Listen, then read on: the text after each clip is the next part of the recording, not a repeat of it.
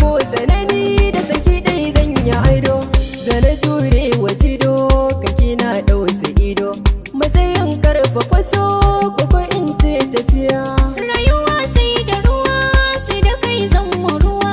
Randa ba kai sassake, karagar kayan hawa shine burin rayuwa. Yanzu ya kai su ciki, soyayya mun ganuwa a ciki na yi makuwa. Bana gane gaba ko baya hannu na rike, jana kai ne inuwa mu ji daɗin rayuwa.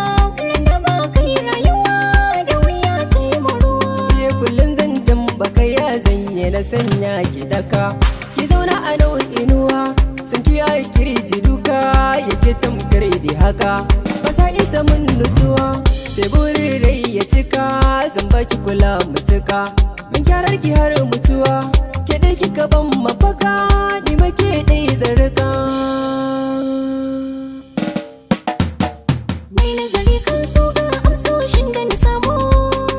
Wanda yake so ake son sa shi zai sha romo. Wanda kuke yin sama san wani ya na daga mu. Na daukar tsangwama da kyara Allah tsare mu. Har magabata na ji sun cika so mai sanka. Ke ci maradin da na zo dan taka. Kin ɗara mata a kyan fuska da nagarta. Babu watanki a rena dan ke ɗinai. A nan tafiya gwamma mai tafiya ya haɗa ta da waige.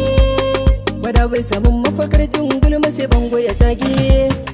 Ni tattalin kaunar mu a taron mu ɗan wago sake. Wurin zuciya shi ne samun ki akan ki da kowa zan daibi.